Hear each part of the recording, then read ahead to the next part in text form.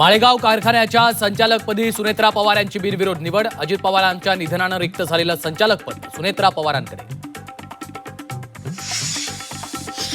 नंदनवन निवासस्थानी राज ठाकरेंनी घेतली एकनाथ शिंदेंची भेट. महापालिका निवडणुकांनंतर पहिलीच भेट. दोघांमध्ये विविध विषयांवर चर्चा.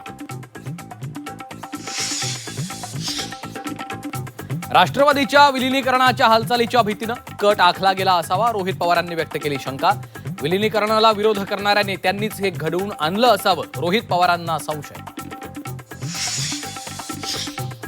दोन्ही राष्ट्रवादीच्या विलीनीकरणानंतर अजित पवार अमोल कोल्हेंना प्रदेशाध्यक्ष करणार होते, रोहित पवारांचा मोठा दावा. दादांना अनेक फेरबदल करायचे होते, रोहित पवारांची माहिती. अजितदादांच्या विमानात गरजेपेक्षा अधिकचं इंधन होतं. पायलटनं दादांचं विमान मुद्दामून खाली आपटलं आणि स्फोट घडवला, रोहित पवारांचा हादरवणारा आरोप.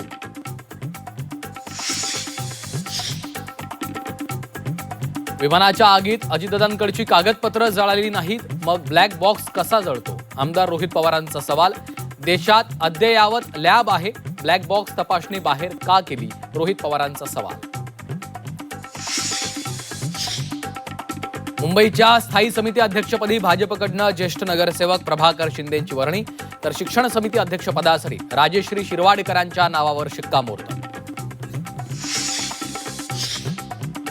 आणि राज्यसभेच्या 37 जागांसाठी निवडणूक कार्यक्रम जाहीर.